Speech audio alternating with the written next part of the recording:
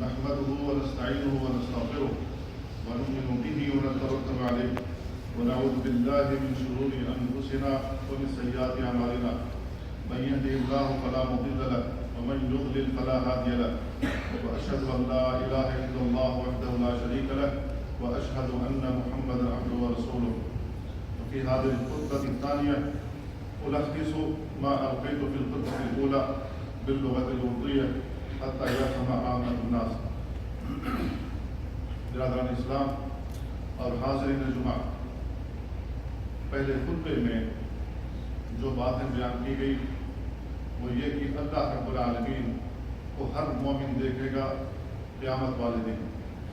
جنت میں جب مومن داخل ہوں گے تو تمام مومن اپنے رب کو دیکھیں گے اسی طریقے سے جس طریقے سے 14ویں کو چاند کو دیکھا جاتا ہے اور اس کے دیکھنے میں کسی کو کوئی تکلیف نہیں ہوتی. رسول اللہ صلی اللہ علیہ وسلم نے یہ بات اپنی احادیث میں بیان فرمائی ہے. صحیح بخاری کی روایت ہے انکم ترون ربکم عیانا کما ترون القمر لیلۃ البدر لا تضامون فی رؤیتہ شیئا. آپ صلی اللہ علیہ وسلم نے بیان فرمایا تم لوگ اپنے رب کو عیانا دیکھو گے، کھلے طور پر دیکھو گے، جیسے 14ویں کے چاند کو کھلے طور پر دیکھتے ہو. اس کے دیکھنے میں تمہیں کوئی تکلیف نہیں ہوگی. تو مرنے کے بعد اخروی زندگی میں ہر مومن اپنے رب کو دیکھے گا. کیوں دیکھے گا؟ اس لیے کہ ہم نے اپنے رب کو دیکھے بغیر اس کی عبادت کی ہے. ہم نے اپنے رب کو دیکھے بغیر اس کے احکامات کی پابندی کی ہے. ہم نے اس کو دیکھے بغیر اس کے بھیجے ہوئے رسولوں کی تصدیق کی ہے. ہم نے اس کو دیکھے بغیر اخروی زندگی پر ایمان لائے ہیں. لہذا ہم اپنے رب سے محبت کرتے ہیں. رب سے محبت کرنا ایمان کا اعلیٰ ترین جز ہے. جس کو اللہ سے اور اس کے رسول سے محبت نہ ہو تو وہ سمجھ لے کہ اس کا ایمان نہیں، اس کے ایمان کا جنازہ نکل چکا ہے. لہذا ہر مومن اپنے رب سے محبت کرتا ہے، اپنے خالق سے محبت کرتا ہے اور محبت کرنا چاہیے. اور اسی محبت کا نتیجہ یہ ہوگا کہ جب ہم اللہ تعالیٰ سے محبت کرتے ہیں، وہ ہمارا محبوب ہے، تو اللہ رب العالمین کے اوپر فرض بنتا ہے کہ جب ہم انتقال کریں، اس کی بارگاہ میں پہنچیں تو اللہ رب العالمین اپنا دیدار کرائے. تو اللہ رب العالمین اپنا دیدار کرائے گا. ہر مومن اپنے رب کو کھلے طور پر دیکھے گا. اللہ رب العالمین انتہائی خوبصورت ہے. جیسا کہ رسول اللہ صلی اللہ علیہ وسلم نے بیان فرمایا ان اللہ جمیل یحب الجمال. اللہ تعالیٰ خوبصورت ہے، خوبصورتی کو پسند کرتا ہے. مرنے کے بعد، انتقال کے بعد اللہ تعالیٰ مومنوں کو، جو انسان اللہ کی بارگاہ میں اٹھائے جائیں گے، اللہ تعالیٰ ان کی خوبصورتی میں دوبارہ کر دے گا. ان کی خوبصورتی بڑھ جائے گی. اسی وجہ سے اللہ رب العالمین خوبصورتی کو پسند کرتا ہے. تو اللہ رب العالمین سے جو شخص ملاقات کی امید رکھتا ہے اسے چاہیے کہ عمل صالح کرے، نیک عمل کرے اور اپنے رب کی عبادت میں کسی کو شریک نہ کرے. اور جو بھی دنیا میں بدعات و خرافات کا مرتکب رہا ہے ان سے توبہ کرے. اللہ رب العالمین کے پاس جب جائے تو سلیم العقیدہ ہو کر کے جائے، اپنے عقیدے کو پاک صاف کر کے جائے اور اللہ رب العالمین سے ملاقات کرے. تو اللہ رب العالمین بیان کرتا ہے تحیتہم یوم یلقونہ سلام. جس دن اللہ تعالیٰ سے ملاقات ہوگی اس دن تحیے کے طور پر لوگوں سے سلام کیا جائے گا. اللہ رب العالمین کا نام سلام بھی ہے. اللہ رب العالمین کا ایک نام السلام بھی ہے. سلام یعنی سلامتی والا. اللہ رب العالمین سلامتی بھیجتا ہے اور سلامتی کو پسند کرتا ہے. اللہ کے نبی صلی اللہ علیہ وسلم کی ایک حدیث جو جامع ترمذی میں آتی ہے اور متفق علیہ روایت بھی ہے کہ جو شخص اپنے رب سے ملاقات کو پسند کرتا ہے تو اللہ رب العالمین بھی اس سے ملاقات کرنا چاہتا ہے. اور جو شخص اللہ رب العالمین سے ملاقات نہیں چاہتا، اللہ رب العالمین بھی اس سے ملاقات کرنا پسند نہیں کرتا. لہذا ہر مومن جو صاحب ایمان ہے، جس کے پاس کچھ تھوڑا بہت عمل ہے اور ایمان ہے، وہ اپنے رب سے ملاقات چاہتا ہے کہ ہم اپنے رب کو دیکھیں، اپنے رب سے ملاقات کریں. اللہ رب العالمین اپنی رحمت کے سائے میں ہم کو جگہ دے. اللہ رب العالمین ہمیں معاف کرے اور دنیا میں جو گناہیں ہم سے ہوئی اسے وہ سرزد کرے. جو ہم سے سرزد ہوئی اس کو معاف کرے، اسے درگزر کرے. تو قرآن کریم میں جو دلائل اللہ رب العالمین نے دیے ہیں وہ رویت کے تعلق سے ہیں۔ اللہ تعالیٰ نے بیان فرمایا وجوہ یومئذ ناظرہ، اس دن چہرے تر و تازہ ہوں گے۔ اللہ تعالیٰ جو چہرے دنیا میں خوبصورت دکھائی دے رہے اللہ تعالیٰ اس میں مزید خوبصورتی ڈھال دے گا، اس کو تبدیل کر دے گا۔ اس دن چہرے تر و تازہ ہوں گے، جو مومنین کے چہرے ہوں گے وہ تر و تازہ ہوں گے، شاش بشاش ہوں گے، خوش و خرم ہوں گے۔ لیکن جو مومن نہیں ہوں گے، کافر ہوں گے، اللہ تعالیٰ کے سامنے جب حاضر ہوں گے تو ان کے چہرے پر خوف اور دہشت تاری ہوگی کہ آج ہمارا کیا بنے گا۔ کیوں؟ اس لیے کہ جب وہ دیکھیں گے کہ ہم کو ہمارے جو اعمال ہیں، ہمارے اعمال بائیں ہاتھ میں دیے گئے تو وہ سمجھ جائیں گے کہ ہمارا ہاتھ یہاں ٹھیک ہونے والا نہیں ہے، ہمارا جو انجام ہونے والا یہاں ٹھیک نہیں ہے۔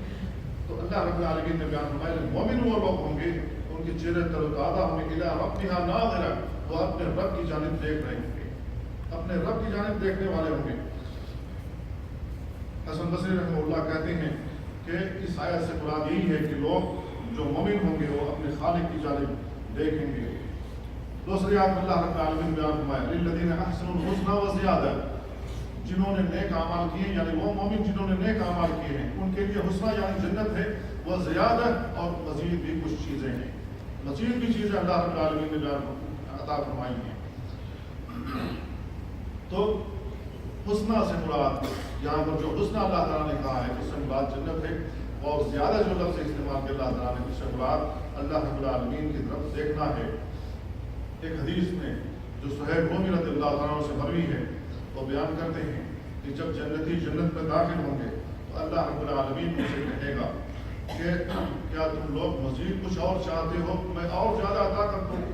لوگ کہیں گے کیا اے اللہ تعالیٰ کیا تم نے ہمارے چہرے کو سفید نہیں کر دیا، ہمارے چہرے پر سفیدی نہیں آ گئی، کیا تم نے ہمیں جنت میں نہیں داخل کر دیا، ہمیں جہنم سے نجات نہیں دے دی؟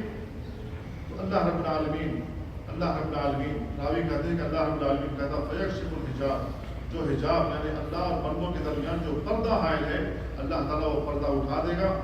فما اوتوا شیئا احب الیہم من النظر الی ربہم عز وجل، تو اللہ رب العالمین کی جانب جب مومن دیکھیں گے تو اس سے عمدہ چیز، اس سے محبوب شے، اس سے محبوب ترین چیز بندوں کے نزدیک کوئی اور نہیں ہوگی۔ یہ سب سے عظیم نعمت ہے جنت کے اندر جو اللہ تعالیٰ نے نعمتیں بنائی ہیں وہ الگ ہیں، وہ اس سے کم تر ہیں۔ سب سے عظیم نعمت اپنے رب کی جانب دیکھنا ہے، اس سے عظیم نعمت کوئی اور چیز نہیں ہے۔ اسی وجہ سے جو کافر ہوں گے، جو منافقین ہوں گے، اللہ رب العالمین ان کو اپنا دیدار نہیں کرائے گا، ان کو اپنا دیدار نہیں کرائے گا۔ کلا انہم عن ربہم یومئذ لمحجوبون، اللہ رب العالمین اور ان کے درمیان پردہ حائل ہوگا، وہ اپنے رب کو نہیں دیکھ سکیں گے۔ کیوں نہیں دیکھ سکیں گے؟ اس لیے کہ انہوں نے دنیا میں کفر کیا، نفاق سے کام لیا، شرک کیا اللہ رب العالمین کے ساتھ، اللہ رب العالمین کے ساتھ ظلم کیا، لہذا اللہ رب العالمین مرنے کے بعد انہیں کوئی نعمت نہیں عطا کرے گا، کوئی بھی نعمت نہیں عطا کرے گا۔ نعمتوں میں سب سے بڑی نعمت اللہ کی جانب دیکھنا ہے، اللہ رب العالمین اس سے ان کو محروم کر دے گا۔ اللہ کے نبی صلی اللہ علیہ وسلم دعا کیا کرتے تھے، اب دعا میں جو الفاظ استعمال کرتے تھے وہ یہ ہے کہ وَنَسْأَلُكَ لَذَّةَ النَّظَرِ إِلَىٰ وَجْهِكَ، اللہ تعالیٰ ہم تجھ سے سوال کرتے ہیں کہ تجھے دیکھنے کے بعد جو ہمیں لذت ملنے والی ہے وہ ہمیں لذت حاصل ہو۔ اللہ کے نبی صلی اللہ علیہ وسلم یہ دعا بھی کیا کرتے تھے۔ اب دنیا میں اللہ رب العالمین کو نہیں دیکھا جا سکتا، دنیا میں اللہ رب العالمین کو نہیں دیکھا جا سکتا ان مجرد آنکھوں سے۔ کیوں نہیں دیکھا جا سکتا؟ اس لیے کہ ہمارے آنکھوں کی بینائی میں اللہ نے وہ قوت نہیں دی ہے کہ ہم اپنے رب کو دیکھ سکیں۔ ہمارے اندر اتنی قوت ہے، یعنی ہماری بینائی اتنی نہیں ہے کہ ہم اپنے رب کی جو نور ہے اس کو دیکھنے میں ہم کامیاب ہو سکتے نہیں ہیں۔ اللہ رب العالمین نے ہمیں وہ بصارت ہی نہیں دی، وہ قوت ہی نہیں دی، لیکن مرنے کے بعد اللہ تعالیٰ اس کو تبدیل کر دے گا، اس کے اندر قوت عطا کر دے گا، ہم اپنے رب کو دیکھ سکیں گے۔ موسیٰ علیہ السلام نے اللہ رب العالمین سے دعا کہ اللہ رب العالمین میں تجھے دیکھنا چاہتا ہوں، رب ارنی انظر الیک، اللہ تعالیٰ میں تجھے دیکھنا چاہتا ہوں۔ اللہ تعالیٰ نے کہا لن ترانی، ہرگز نہیں دیکھ سکتے، تم مجھے ہرگز نہیں، نبی ہیں، نبی مطالبہ کریں اللہ تعالیٰ میں تجھے دیکھنا چاہتا ہوں، جیسے سب چیز دیکھتا ہوں ویسے تجھے بھی دیکھنا چاہتا ہوں۔ اللہ تعالیٰ نے کہا لن ترانی، تم مجھے ہرگز نہیں دیکھ سکتے، لیکن اللہ رب العالمین نے کہا میں اپنے نور کی تھوڑی سی تجلی پہاڑ پر کرتا ہوں، اگر یہ اس کو برداشت کر لے گا تو تم مجھے دیکھ سکو گے۔ اللہ تعالیٰ نے جب اپنے نور کی تھوڑی سی تجلی کی پہاڑ ریزہ ریزہ ہو گیا، گویا کہ وہاں پہاڑ تھا ہی نہیں۔ موسیٰ علیہ السلام بے ہوش ہو کر وہیں گر پڑے۔ جب ان کو ہوش آیا تو انہوں نے کہا کہ سبحان اللہ، تیری ذات پاک ہے، میں نے خواہ کا مطالبہ کیا، تم تو نہیں، میں تیری جناب میں توبہ کرتا ہوں، انا اول المؤمنین، اور میں پہلا مومن۔ تو اللہ کی راہ میں اللہ کے سامنے عاجزی کی کہ اللہ تعالیٰ میں نے خامخواہ کا سوال کیا، اور ان کو اللہ رب العالمین نے اس طریقے سے بے ہوش کر دیا اور وہ اللہ رب العالمین کو نہیں دیکھ سکتے۔ لیکن مومن مرنے کے بعد، انتقال کے بعد جب جنت میں داخل ہوں گے تو اپنے رب کو دیکھیں گے، جیسا کہ رسول اللہ صلی اللہ علیہ وسلم نے اپنے حدیث میں بیان فرمایا، انکم ترون ربکم عیانا کما ترون القمر لیلۃ البدر لا تضامون فی رؤیتہ شیئا۔ یہ اللہ کے نبی صلی اللہ علیہ وسلم کا فرمان ہے۔ لہذا ہم سب کو دعا کرنی چاہیے کہ اللہ تعالیٰ ہمیں اپنا دیدار نصیب کرے، اللہ رب العالمین ہمیں اپنا دیدار نصیب کرے، اللہ رب العالمین ہمیں جنت میں داخل کرے، ہمارے گناہوں کو معاف کرے، نیک عمل کرنے کی توفیق عطا فرمائے، سنت کی پابندی کی توفیق عطا فرمائے۔ ان اللہ و ملائکتہ یصلون علی النبی یا ایھا الذین آمنوا صلوا علیہ وسلموا تسلیما۔ اللهم صل علی محمد وعلی آل محمد کما صلیت علی ابراہیم وعلی آل ابراہیم انک حمید مجید۔ اللهم بارک علی محمد وعلی آل محمد کما بارکت علی ابراہیم وعلی آل ابراہیم انک حمید مجید۔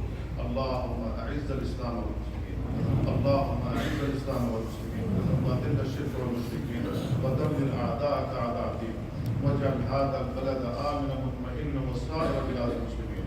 اللهم اصلح لنا ديننا الذي هو عصمة امرنا، واصلح لنا دنيانا التي فيها معاشنا، واصلح لنا آخرتنا التي اليها معادنا، واجعل الحياة زيادة لنا في كل خير، واجعل الموت راحة لنا من كل شر۔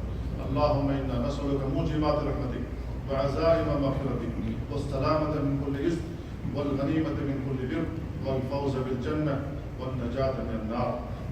اللهم احسن عاقبتنا في الامور كلها واجرنا من خزي الدنيا وعذاب الاخره۔